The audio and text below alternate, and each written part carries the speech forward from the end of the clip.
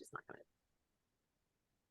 Welcome to Fuzzy Butts and Friends. Welcome as much as it drives Fuzzy Butts all over this place absolutely crazy when they hear me say it. I am the host of the show, your big dog, back with you again this week. And look what we have back with us again this week. It's Ginger Morgan. She's our co-host, co-producer, and she's also the executive director of the Puppy Up Foundation. Ginger, how are you today? I am doing well. I'm doing well. Looking forward. Say, how's the weather? I should just start and get to the weather because you cut right through that. Well, I will say I am looking forward to the fall weather. However, I'm not looking forward to all the pumpkin spice things that are out there. Yes, well, I love the season because I love Halloween. I'm a huge horror fan, and I dress up. So we need to do an episode, Ginger, of dress up. A dress up Fuzzy Butts and Friends, or at least dress up some of your kids, maybe my kids, have a special episode. How's that sound? Sounds like a plan. All right. You coordinate all the outfits and I'll make sure they get on camera. How's that? All right. Well, who we have with us today on this episode, Ginger, is someone with a plan. She's got a big plan. She's got a big brand, a big plan, and she's a huge animal lover. And I got to know her via Twitter. It's Steph Michaels, and she is the CEO of Adventure Girl, and she's done a ton of other things. Welcome to Fuzzy Butts and Friends, Steph. Thanks, guys. I'm super excited to be here, and welcome. Yeah, thanks. Thank you. Well, we start off the show with Fuzzy Butts, and you already have them locked and loaded, ready to go. So, Steph, please introduce to everyone who you have your Fuzzy Butts there with you. So this is Dexter. That is Bill. People know him as Bill Has Lips. And then this is Beaujolais, aka Bougie. Everyone knows her as Bougie. And then we have like Larry Laurent on another couch. And then Pascal, he's usually up on the piano, but he's gone to bed. He had his catnip for the morning. He's a cat. And so he's already in bed. So he's taking his nap. So Laurent and Beaujolais. Is it Beaujolais? Is that right? Laurent. Beaujolais. So as we were talking right before we began recording, you were telling us that you love France and most of your dogs are French inspired names. Yes. So we have Didier, is what we call him every now and then. We have Guillaume for Bill. And then we have Beaujolais after the wine, and we call her Bougie. That's her nickname. And then we have Laurent after Laurent Perrier. And we call her Larry, which is completely confusing for most people because they're like, is he like, I'm like, no, it's a she. That's right. Guillaume is the French for William. I had forgotten that. There was a great actor back in the day named Richard Guillaume, and I was a huge fan of him. You have to look it up. It's I'm dating myself a little bit. A little bit, yeah. But I should know this in French. So if it's French, I should be aware. So thank you. You should. Now, I took French back in high school, so I've forgotten all of it except for a couple of words. But I went to Canada, so I'm a huge fan, and I love the French culture. I love the French language, and I learned a little bit about it when I was a young lad. So is that your favorite place to travel all over the world since you're so super traveled? You've been everywhere, it sounds like. Goodness. Yeah, it's one of my go back tos. It's one of those things where it kind of feels like home. I've been there so many times.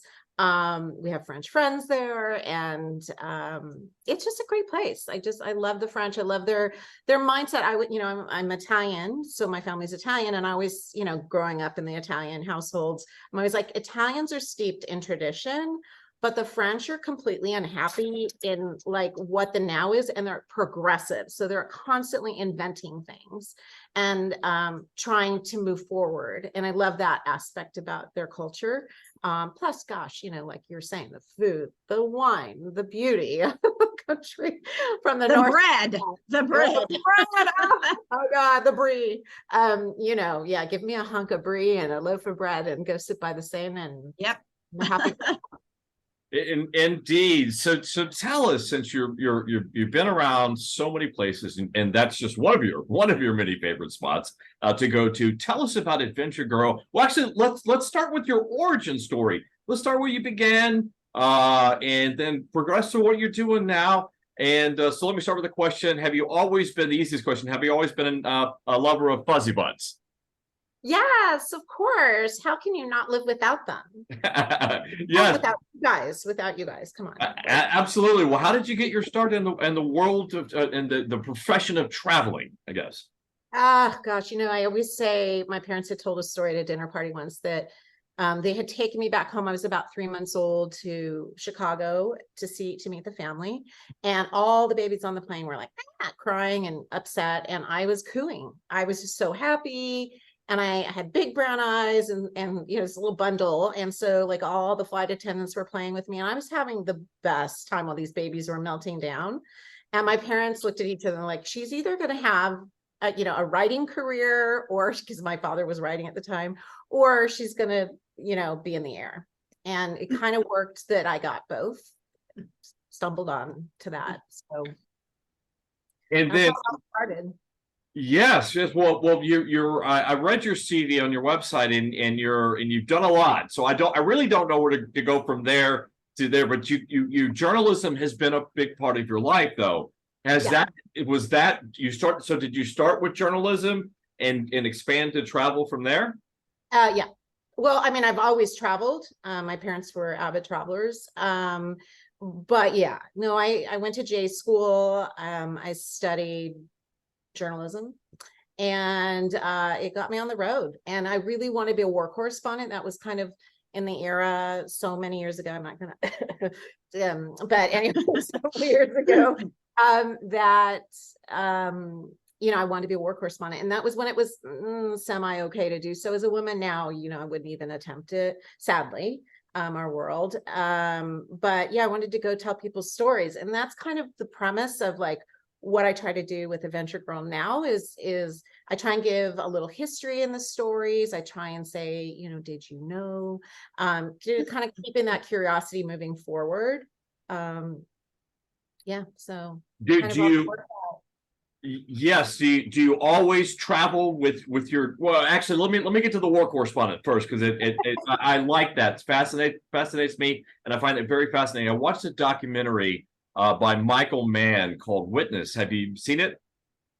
No, I should. It's yeah, absolutely. It's wonderful. It's something to check out. And I think it's 4 or 5 episodes, and each episode covers one war correspondent. And all of them are men except a woman. And the woman's story was just phenomenal. Actually, I think she was French. You really should check it out. It's great. And I think she became pregnant. And it really was just a wonderful documentary. And wow, what a profession. But yes, you're right. You just couldn't do that in the world these days. No, it's okay, babies. It's okay. Yeah, no, it's not. They don't want mommy to leave home and go out there. No, I think there's somebody delivering a package. That's kind of where it's coming. But we have the can. I have to learn that you go, and they don't like that. So yeah, that's my little training technique.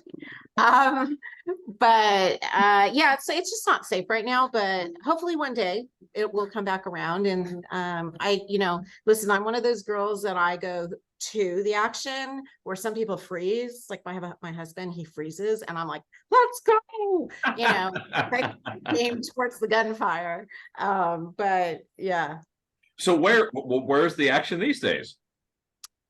Right here. Yeah.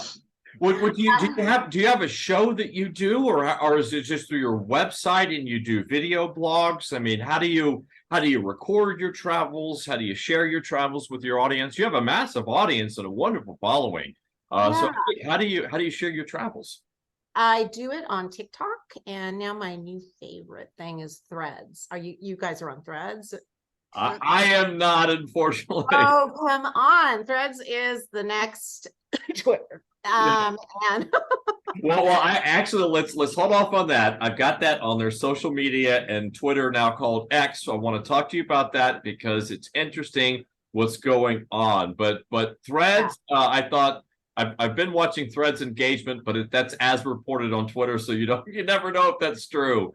But is it a good social media to get it? Because that's part of Instagram. I love Instagram, and of course, Facebook was where I built our community of Puppy Up, because that was where you could. It wasn't like all the other social media platforms. You could truly build a community and a family. People cared. People were sharing stories. It was much warmer. There wasn't all this crazy nonsense. Yeah. that's going on, and all the trolling and whatnot, and all the political craziness too, which I don't really like to hear on social media. If I want to get access to that, I know where to go for it, and I just don't want to be distracted when I'm on social media. So Facebook was the thing. But Steph, for me, the problem is I've screwed up social media. I've just screwed up. I'm like the worst guy on social media because I was committed to Facebook. Amen. And so Twitter, I played around with Twitter. I was there for my first walk on 2009, and I was really excited about it. But he had so many problems with it, and it became the nightmare it became.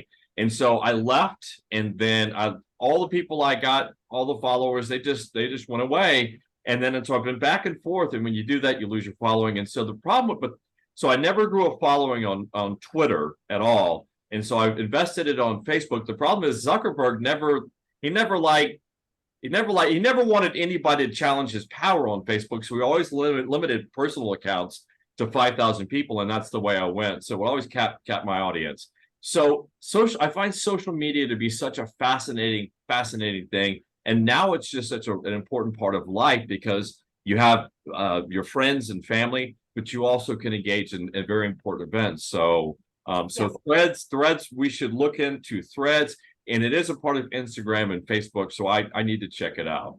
The way they're setting it up now is you can push to those two other apps or accounts that you have there, and they're working really hard to make it a really great place. And what I love about it is that that you're chatting with a person, not a bot and not one of those fake accounts that are trolling.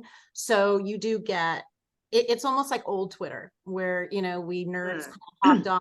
Right. You have conversations, Sure. And it's like friendly and almost an innocence to it at that time, before it got too many people knew about it. Thanks, Oprah. No, I'm joking. She actually helped launch that whole thing. Right. Yep. Yeah, when she got on, it was like, oh, Twitter.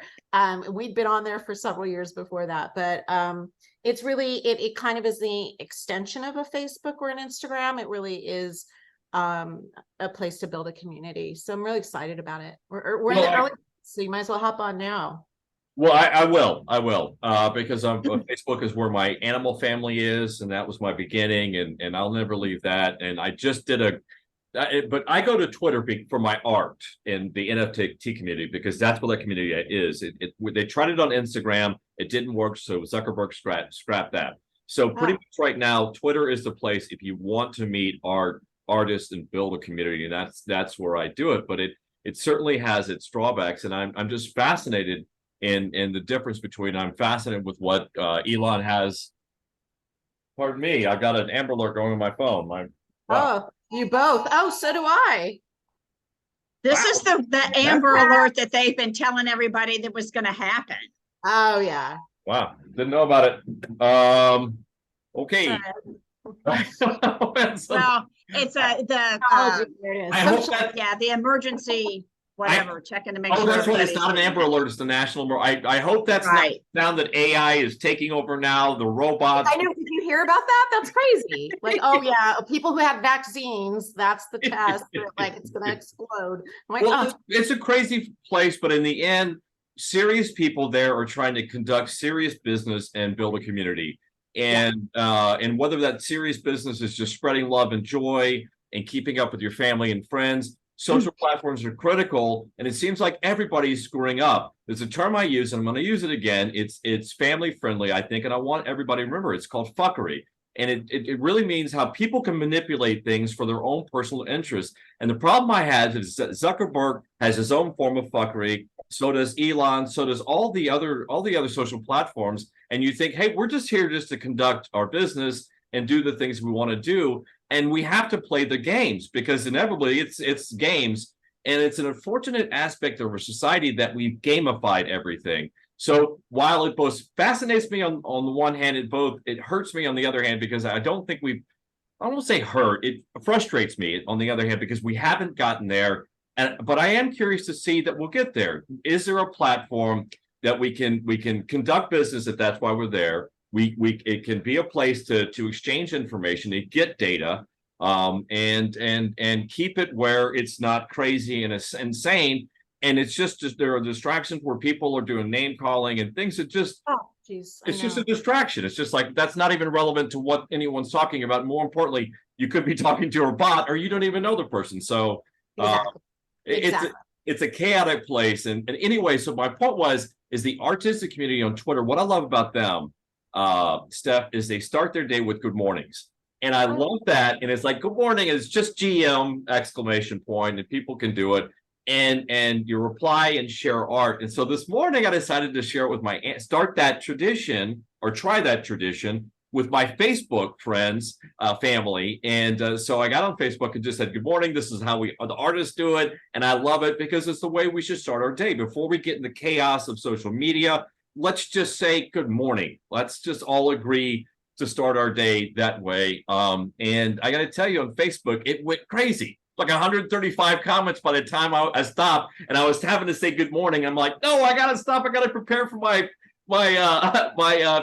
interview with Steph. So it's Oh, that's so good. Well, I it think you're is. gonna find that with Threads, and it's really will. interesting how their algorithm works. Is, for example, I liked or I commented on somebody with NASA, like, but it wasn't a scientist. It was like, just like a nerdy person. And after that, the algorithm picked that up like immediately. And every single post after that was like on stargazing or astrophysicists or this or this or this. So it really is intuitive. And so I think if you go in there and you do art or you comment on somebody's post that has art or something, you're going to find your art community. It's really stacked differently than what I've kind of found in other applications. I'm also kind of trying out Blue Sky, which is Jack Dorsey's new. It's an open AI backend blah blah blah format, and it hasn't caught on as Twitter had. I mean, it's very very very new, but I think it's got a lot of like quirks and issues that people aren't really adapting to yet, but it does have promise. So I'm kind of thinking that might be the next thing other than Threads. But Threads, I think, is really great because you've got this built-in community with Facebook and Insta. So you can pull from your sources from it. It's just kind of an all-encompassing pie, right? Like you've got all the pieces right there. Right. Well, you nailed it when you said Oprah made Twitter, and Threads is going to have to get that degree of traction with celebrities, unfortunately, and Yes. also people of note, organizations of note, institutions, because that really has made Twitter what Twitter is. It gives ordinary people like you and me and Ginger, although Ginger is either extraordinary or subordinary, depending upon your I'm perspective. extra. I'm extra. But it gives us access to people, and that provides feedback loops. And feedback loops are very important in society because it's a way for us to understand how people value data, right? So if NASA has some data that they want to get to the public, and you provide, hey, this really was informative, I learned this and it inspired me, then that's a positive feedback loop. And then NASA should provide that more content or less. So the algo should work that way. It ultimately will work that way. And then how it filters out the noise ultimately is going to be the power of social media. And I think AI will get us there. I think when we incorporate AI. And also, let me say, there were friends that I haven't seen on the formerly known as Twitter app in years. Like I forgot that they were even there. But when I'm on Threads, all of a sudden they're populating into my thread and my threads. And I'm like, oh my God, hi, Cause. Like, I haven't seen you in so long. How are you? Or hey, Michelle, like, because they were buried from the other algorithm. So Threads is really making it easier to find and connect with the people that you originally got on social media and met in the first place, and that were kind of not being seen. Blue Sky is interesting. I don't know a lot about it and can't talk really about it intelligently, but I remember reading about it because I don't like Jack. I don't really like Jack. Anyway, for a number of reasons. He's an interesting guy, but maybe I just have a prejudice against power hungry tech lords that want to dabble in social engineering, and again, just that sort of thing. It's something that just the power balance is so off scale. But Jack certainly has solved a lot of problems, and it's important to note that. And so I think my understanding of Blue Sky, and you can confirm or disconfirm this, is what he's trying to achieve is trying to create like an open platform where you can be sort of social media neutral. Yeah, I mean, that's basically so that's what Twitter was, right? Yeah. Like it was an open, like I can't remember what you call it, but it was an open source. Right, network. open And- AI. Yeah, and APP, yeah. and then they closed it. So I had a friend of mine named Laura Fitton, who's Uh-huh. wonderful, and you should follow her. She's amazing. Who's And that? her name's Laura Fitton. She's at Pistachio. And she started, at that point, that's when everyone was building something for Twitter. I mean, everyone was super excited, and you could get this app and that app and this and that and this and that. And she had created a company where it all aggregated. So you would go to this one place, and which was her company, and you could scroll and you could see all the different things that you could use within Twitter. And then Twitter basically destroyed her business and closed their back end. And Yes, but however, yes, and I understand why Elon's doing that, and it's unfortunate that because it did kill all the third-party apps and Which were everything. great. The tools, have so many of them, right? yeah, the tools that we all use to as business people to get the most out of the algo. He shut that off, but however, in contrast, he also open sourced his algo. So Twitter's X's algo, and I think 100%, I'll have to check on that, is open source. So what I do is I follow a person named NFT God, and he goes through all the algo and he breaks it down for people. This is where you get penalized. This is how you're, all the things that you need to know. And I kind of like that, but I rely on the 100% accuracy of what they're saying. So to me, social media, for it to be successful and truly successful, is opening it up, the algorithm, so that people know the rules, right? If it's a game, let's all know the rules. It's that simple, right? So Steph, on Threads, then, have you you seem like, because you're the business person, you're obviously so astute business wise. Do you think you're mastering the algo on Threads? Are you getting pretty good at that? That's really interesting. Yeah, I think so. I mean, I think as they're developing it, I'm learning more and more. And they're also, if you follow, it's just, I got hair in my mouth. We have lots of fuzzy butts around there. Oh no. I think if you follow, you can follow at Threads, and they make announcements daily. Oh, we're doing this now, we're doing that now. And you can reach out to them. There's a guy named Cam, who's one of their engineers. And I'm like, hey, Cam, can we double tap on the pictures to like things like you can in Instagram? And, he gets right back to you and he's like, yeah, no, it kind of messed up the desktop version. So they're really at this point, which was Twitter too. I mean, I have to say, they're very accessible to be able to ask them questions. Well, what about the dog community on Threads? Because this really that's germane to the podcast. We're here not really to talk about social media. We somehow another. But it's important. Fine. I'm a nerd. So yeah. Yeah, I can tell. I love that about you, Steph. I love this conversation. You and I probably could. So I'm sorry, I get excited. I scare fuzzy butts. I'm sorry, I get excited. There's something going on. Wait, hold on. This is where this comes in. Watch. No barking. Come here, baby. Come on, baby. They don't like that sound. See, it's like a big trick. At least, well. Let me just say, I love Bill's ears. Are they cute? He is. They are so. That's like his expressions. You guys are talking about Threads and X and what area right there. The ears are all that stuff, and I'm just like, oh my gosh, he is so cute.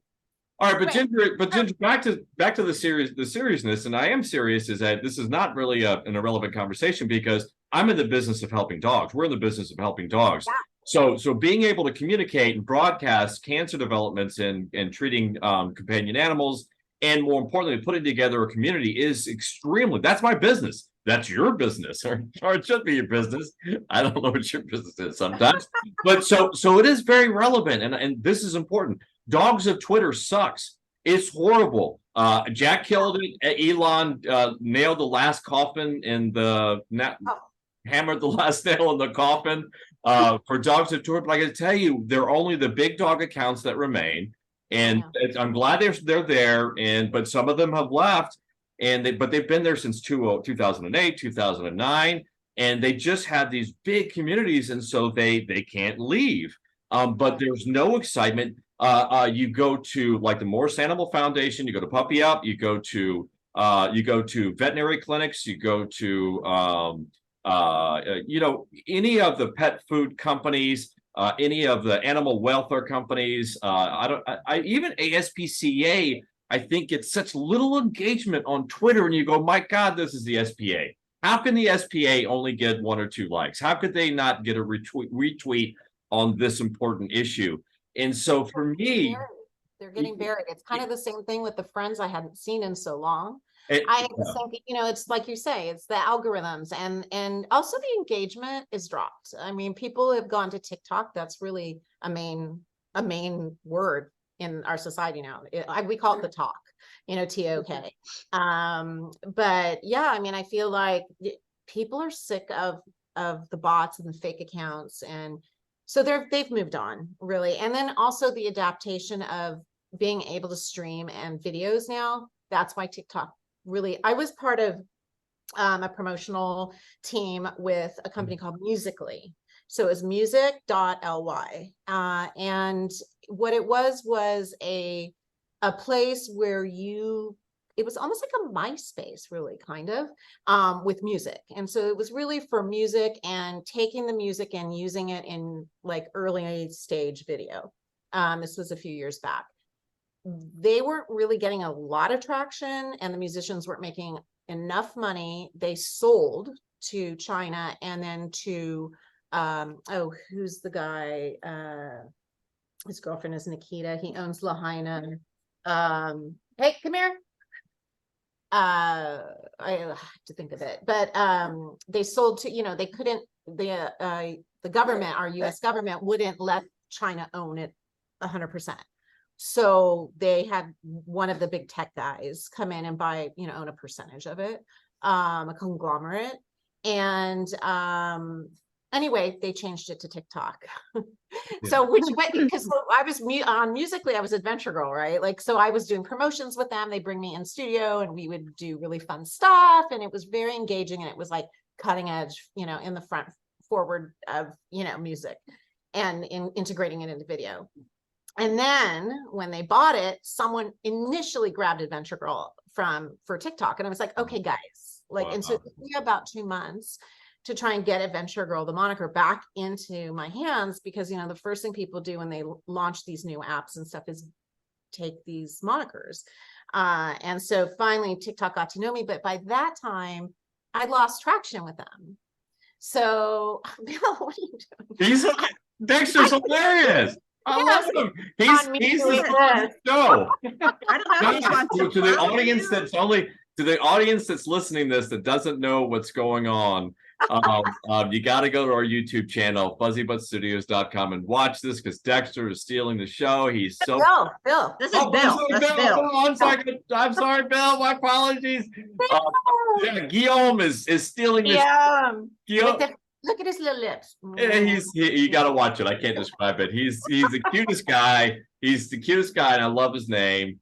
Okay, so anyway, so basically, I lost traction there because, I mean, I couldn't get the moniker, and anyway, so that's TikTok. But I mean, I think that's where a lot of us, early kind of adopters moved over there, and now with Threads we're moving there. And I think that between TikTok and Threads we have like a really great way to build our brands, and people are actually watching it, right? Like they're actually there and engaged. Well, it's TikTok is is TikTok the biggest social media platform now? Yeah, right now.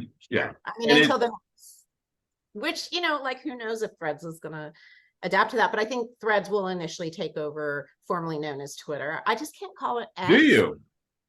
Huh. I can't call it X. X just is like X, like no, I don't know. Well, I that feel like but see that's a good but that's very relevant to the conversation because the way I see it, I've tagged Elon a couple of times on, hey, dogs at Twitter, we need to do something about it. Let's build the community back. I'm willing to help. I'm all in, coach. Put me in, coach. Put me in, coach. Got Bumpkus, and I'm kind of the firm belief that Elon has so many things in mind with X.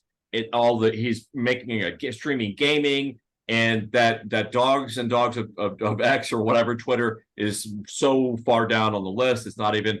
So from my perspective is that for now, if that's where the artist community is, that's where I'm at. And if the dog community is somewhere else, that's exactly where I'm going to be. So we're totally going to get on Threads. Yay! And I'll be that was my next question to you is the dogs of Thread, is it a good community? Are you helping growing it? Is it a good community? Is there a dogs of Threads yet? You know what's really interesting? No. Well, yes. I'm not going to say there aren't dogs on there because Bill's on there. But also there are dogs. There's another little hitch there, which I will tell you about. It's not so bad. I think they're working on it. Again, this is another rollout, I would assume. But Cam had said there's no use of hashtags yet. Wow. So Wow. I think, that's really interesting. So I think it's, again, they've got a plan. I'm not, going to question it, but how do you then find your people? Right. If you can't, so I think it's just going to be like a search, like you would with Google, right? Like, so in the search bar, you would type dog or dogs or dog community, and then it would come up. So I haven't played with that yet, but that's strange because obviously it's within the Instagram and Facebook family, and both of those have hashtags. Okay, so let me ask you a question. Can you generate the content? And Ginger, I actually do like the fact that there's a conversation about social media and dogs and dog people, because I think all the people, rescues, shelters, cancer, I think we all share a common frustration with social media, and I think this will be fruitful. So I guess I kind of lost my question. My question is, why can you generate the content on Facebook or Insta and then shoot it over to Threads so that you don't have to, so I don't have to go to 3 different platforms to put content up? Right. So I think, because I'm not on Facebook anymore, I don't really use it. What about Insta? Can you go Insta to Threads? You can share it, yes. Okay, so, good. Yes, you can share it. But I think on Threads, there's like a little thing there. I can't remember if it's Threads or Insta, where you can share it between the two. You just like click the little or slide the little slide thing button. Yeah, it's one or the other. But yeah, I mean, they're integrating. And they're rolling out all these different things every day. You have to follow them. It's at Threads is their account. And yeah, they make announcements every day about this or that or this or that, and people are really happy about it. And that's the other thing I was going to say to you all out there in the podcast world. People are happy there. Like, I don't see any of like the frustrations. If you don't want to follow politics, like I don't do that there either, like you guys, but you don't have to. It doesn't get shown in your Threads. So it's, again, it's very intuitive with what you guys want to look for or see or, engage with. Engagement's a little bit low because, again, they're just starting out. They're just rolling this out. I don't even know. Has it been a couple months yet? I don't even know if it's been. Not sure. I'm not sure. Yeah. But yeah, so it's kind of nice to be able to find people and find things and not have for me and for us, it's just, gosh, just give us a place to get the information out to pet parents all around, as many pet parents as we can. It's important information about cancer, early warning signs, new therapies, new diagnostic techniques, and get it out there. And more importantly, put it up in the algo, because you're right, it's just prioritized so that nobody ever sees it, and so nobody ever engages with it. So it's wasted data, wasted information. It goes nowhere, and it's just like, well, what's the point of me generating that content? And then people just leave. So I will be seen there. That's the good news. Is you will be, and if you tag ads. They're very engaging. They okay, Bill. I'm gonna tag after this conversation. You've mentioned you've name dropped Cam so many times. I'm gonna tag Cam on this. Cam, Yeah. also, here's what I would like to ask. Here's what I love to ask is while they're building the pet community, the animal. I hate the word pet, companion animal community or animal community. I love to see the donkeys. I love to see all animals, even the reptiles, them all. I'll make sure I tag Cam and say, hey, let's also look at getting an NFT art community over there too, because that if they could get dogs or animals and my art. If Threads can get breed those two worlds together, and also comedy, I also love comedy, then I'm there and I'll spend all my time there because, as you know, you're so busy, it's a bandwidth issue. And you say, and it's a serious issue. I've got a very important message to get out, and I only have a limited amount of time to get that information out, and I just want to go to the place where I have the best success to get it out to the most people, right? Yeah. And then people might mess around with it. Yeah. I have to say, I follow Paris Hilton, and I met her in New York, and she was getting her little baby dog, and I had to go up to her for the dog, and I was like, oh my God, that is the cutest little dog. And she couldn't have been sweeter, nicer. Like everyone who bashes her, like, go away, you're a hater. She's really a wonderful person, and she loves animals. And so they're doing something with her. Threads is trying to launch something with her now.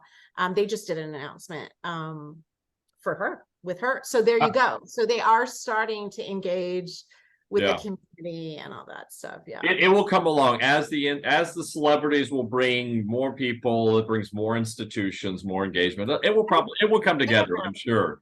Well, let's talk about that right now. Not Paris Hilton, because I don't know anything about her, and I'm ill-equipped to speak about her, other than I think she's a dog lover. But Steph Michaels, let's talk about some of your travels and some of the people that you've met. Well, I care less about the people, but more importantly, their pets, but also, yeah. I'm like, I love animals. People, not so much sometimes. Yeah.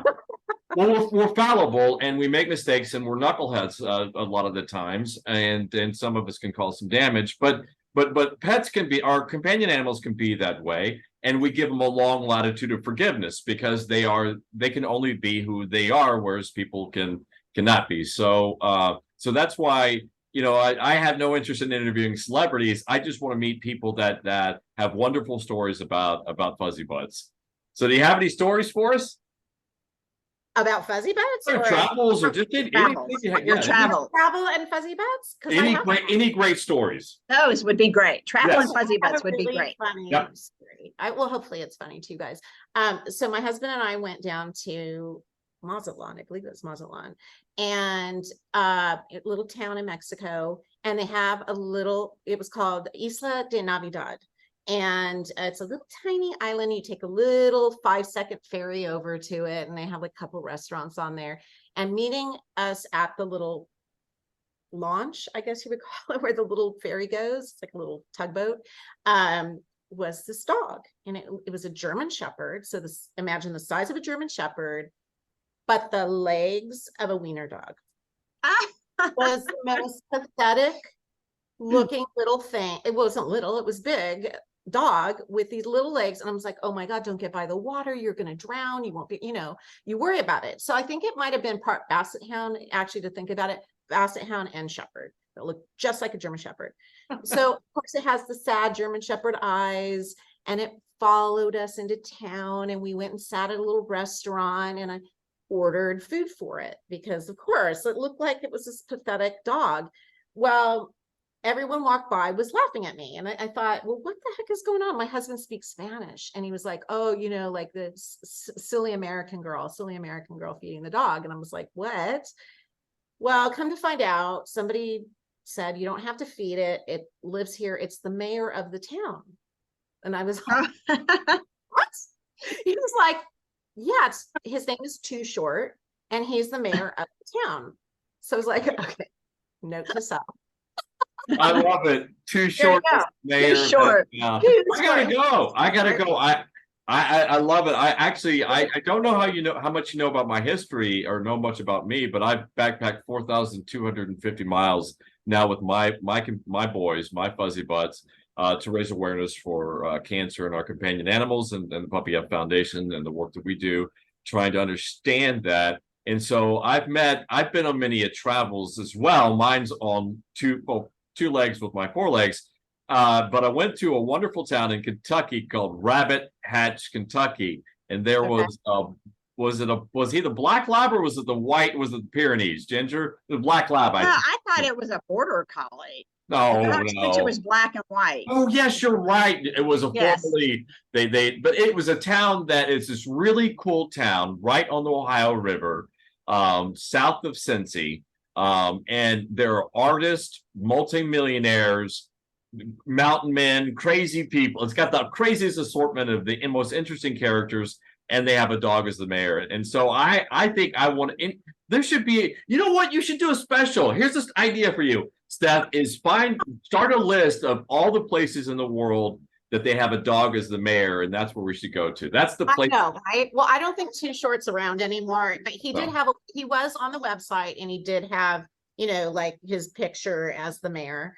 I haven't gone, I mean, I haven't checked out the website in years, but like, yeah, I mean, I don't think he's alive anymore. But Maybe- that would be a place that you could trust, though. If a place that you go, no matter where in the world you go to, and the term mayor is not whatever the term mayor is in whatever town. If that's a dog, you got to trust that place. Exactly. I agree. And what if it's a cat? No. Yeah, listen, I could be an iguana for all I care. Like, so long as they love their animals, like, right? It's that's the most important thing. I mean, I can't go anywhere without thinking I'm going to bring back an animal, and what am I going to do? I can't help it. I love them so much. I love animals, and I feel like they get like less than a fair shake in so many worlds. And right now I am working with a friend of mine who is a liaison. She shepherds dogs in from Turkey. So a lot of them are golden retrievers, they're street dogs. And I guess in Istanbul, some of the cities and towns there don't really take care of their dogs or their animals. And so there's a woman within Istanbul and the surrounding communities that rescues them. And then she finds shepherds. So like shepherds, I don't mean like as in German shepherds, I mean as in shepherds, like somebody going to help the dog get back to the USA. So I'm signing up for that. So I guess the US government only allows you to bring in 2 dogs a year as that shepherd. So you actually, it was that was just a professional, beautiful segue into what I wanted to get next. Talk about next, and that is animal rescue. Your work there in animal rescue, you do a lot of work there. So you actually, so when you travel, you actually bring dogs back with you. I haven't yet, Okay. but you're signing up to. Wow. Yeah, I will be doing this. I mean, listen, we right after COVID, we went to this little teeny island off of the Yucatan Peninsula called Holbox. It's Holbox, but it's Mayan, so they don't pronounce the X, they do a sh. So it's Holbox, and they have an animal rescue there, and the team there is so great, and you can take the animals out and walk them on the beach and feed them. And so every day I would go, and that would be my happy place, because we were with a group of like 20 people. We always go somewhere for New Year's. It's my wedding anniversary, and so we celebrate with friends somewhere in the world. And so like when it was just too much with the people, I was like, I'm out, and I would go walk down to go be with the animals. And I offered up, I said, hey, the animals go out, by the way, they place them all over the world. So if you're from Canada, let's say, they will work it out so that you can bring the dog to the rescue person that's living in Canada. And so they utilize the tourism people, the people there that are visiting, to take back these animals. And so I signed up for that, but no one in LA, there wasn't anybody that had wanted a rescue from there. But I am signed up. So like wherever I go, I just try and step into an organization and just say, hey, I'm here if there's anything I can do for you. But this new organization out of Turkey is through a friend of mine, and so we'll see where it goes. But I have offered up that I will go, and now I'm talking to my Turkish airline friends to see if they will help sponsor the community of rescuers there, and be able to get them on planes and get them somewhere safe. Good for you. That's wonderful. Great. Yeah, I got to tell you, I would love to travel around. I've traveled a little bit, but not extensively outside of the U.S. All over in the country, obviously. But one of the things that would concern me about that is going to some of the places that just are economically challenged, I guess is the way to say it. And they have such a high homeless population of homeless dogs. And to me, that would be the heartbreak. But man, just to bring some of them back and help out.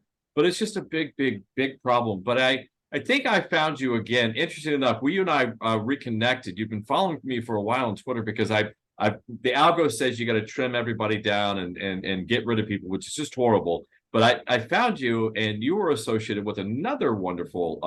I think it's a rescue. Is it Draw for Pets? Is that how you connected? You were connected? Is that right? No, well, yes. Well, I'm not a part of that. Well, I know, I understand that, but you're also a supporter of them, right?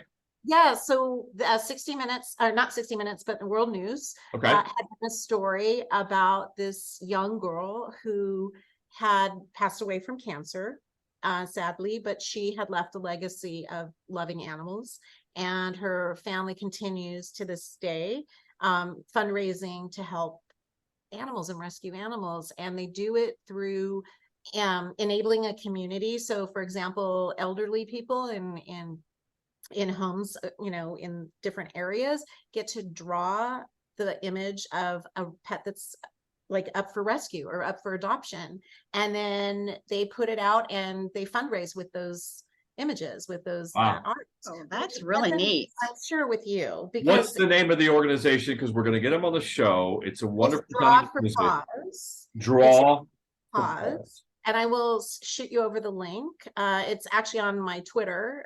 I had placed it up on Twitter. And so, what a beautiful legacy, this little girl. I want to It say is. she's only about 8 years old when she passed away, but what a beautiful legacy to live on, Yeah. and that's just an amazing thing. Plus, Yeah. it gives these elderly people who are, have time on their hands, who are artists and who like to draw. It gives them something to do, and then somebody gets to relish in their art. And Well, I'll see if I can get. And obviously, I'm an emerging artist. I only recently sold out of an entire run, all 5 editions. I'm a collector now, but I'm still new. But I'll see if I can get a handful of NFT artists to maybe pitch in and all do a piece of art and maybe have an auction and help out in some way that we can, because that's a beautiful story. And Ginger will get them on the podcast as well. And also, Ginger, since you're not an NFT artist, but you're certainly 1 foot into the old folks home, so you can certainly gives you something to do. Oh, painting, thank you. painting now when you all your spare time coming up very soon. When My you spare time. when you go into I had spare time for 5 minutes 20 years ago. I was making an old folks home reference. It was a joke that you can't be an NFT anyway. You ran over my joke as always. She never finds me funny. Steph, why don't you be my co-host? My co-host never finds me funny. I need a co-host that finds me funny. I could never be as good. Yeah. Oh my Yeah. God. But you're made for the camera though. You're everything about you is made for the camera. Your camera, you have a warm personality. You're genuine, and you love to talk and share with everybody. That's important, especially when you're an ambassador for companion animals. Oh, I just, listen, animals and children. I mean, they're just the most amazing things on the planet, right? Innocence, really. Yes. Absolutely. Well, I did have a little bit of speaking about trying to get the message out there. Back to a serious conversation. I got to say, the biggest heartbreak of starting Puppy Up and doing this for the past 15 years since I lost my first dog, Malcolm, to cancer, has been raising awareness. It has been a Sisyphean effort every single day, a fight every day. It's driven me to drink to almost killed my liver. It's been the saddest heartbreak next to losing my dogs to cancer, because we've never been able to, as an organization, the Puppy Up Foundation, really get raise awareness for canine cancer in a real sustainable way. No one has. So it's not just Puppy Up. And so I spent the past 15 years trying to understand why. I beat my brain up against the wall night after night. Ginger could tell you why, what are we doing wrong? And I got to tell you, going back to something that's an unfortunate aspect of our society, we live in a society of celebrities. And I have tried, and part of my heartbreak, I have tried, and we have tried in the past to try to partner with celebrities who have lost dogs to cancer to raise awareness, and absolutely have gotten nowhere. And my theory is, and you can, I'm interested in hearing your thoughts on this, Steph. My theory is that it's a potential public relations disaster. Is because if a celebrity gets up and does something about dog cancer or pet cancer, they're going to get a ton. Their PR agency is going to get a ton of emails from parents that lost actual kids to cancer, and it could be a potential nightmare. Yeah. And so that I'm sure that's a big 80% of the reason. And I find that unfortunate, and I think that's kind of cowardly of celebrities. And I don't mean to paint a wide brush, but I think it is. And so I want to challenge celebrities. It's time to stand up. And they have that stand-up thing, but it doesn't do anything for pets with cancer. So that doesn't work. So I need to challenge. It's time for us to puppy up. There we go. I forgot my own word. It's time to puppy up. I came up with that. You know. Some days, huh? Some days. It's time to get the celebrities to puppy up. Yes, I deal with that all the time. I've dealt with parents that ask me, "Hey, I lost a kid to neuroblastoma. I've lost a kid to lymphoma." Ginger, our own puppy up person, has a grandson with bone cancer, an actual grandson. How old is he, Ginger? I believe he just turned 13 or 14. And it's now spread to his lungs. I'm sorry if I'm not supposed to reveal that. My apologies, but it is something. But bone cancer in him is the exact same bone cancer in dogs.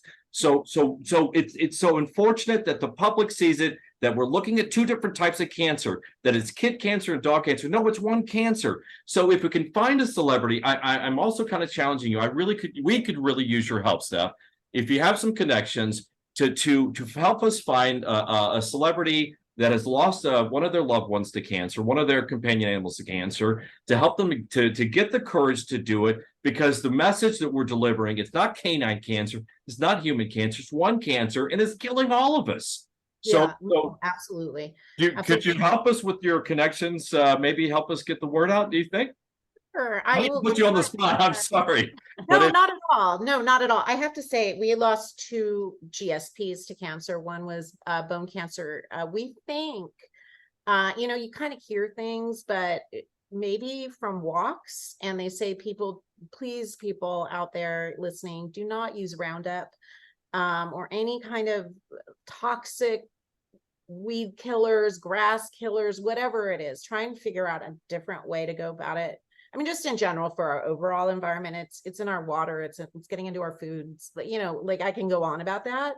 But Margot, she developed a tumor on her knee, and it was cancer. And we lost her we did chemo, we did the whole thing, first about radiation and everything, for about 6 months. And it maybe gave her another couple months after, but so I completely understand what this means to you. I mean, it's heartbreaking. It's like people with cancer. I've had breast cancer. So you can't put words into it to describe like that helpless feeling, and Yeah. especially for a dog that can't talk, that can't tell you what's going on. But yeah, I mean, it's a thing, and absolutely we'll try and help you. I don't know anyone offhand that I can think of, but I'll do some research and see.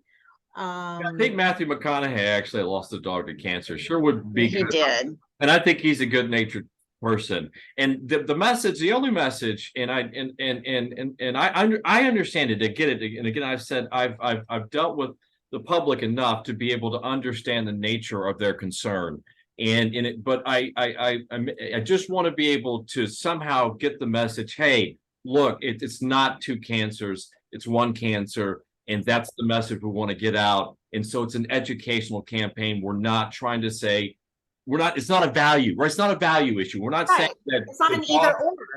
And it's unfortunate that some people in this world think that if you're talking about dog cancer, you've devalued human cancer or child cancer. It's like, wait, there's not some sort of cosmic scale out here where this cancer and this species is more valuable, less valuable than Right. that. So it's I hate to I didn't mean to put you on the spot. I got a Not little at all. moment. I'm a Not at passionate all. guy. I And mean, I can't grow another liver and kill that too. So I don't drink anymore. Good, thank God. Stopped Good. all that nonsense, and I'm not distracted anymore. I'm focused, and I'm super focused on this. And any help that we could get would be great. yeah, and I'm just kind of thinking naturally, the Draws for Paws organization. I mean, Yeah. Well, we're gonna have a show. Thank you. Yeah. Yeah, no worries. I mean, I'll keep thinking. I'll keep brainstorming for you. Excellent. All right. We reached the time of the show. We're wrapping it up. Steph Michaels, you've been phenomenal. Actually, Guillaume has been the star of the show. We don't know what happened Yes. next year.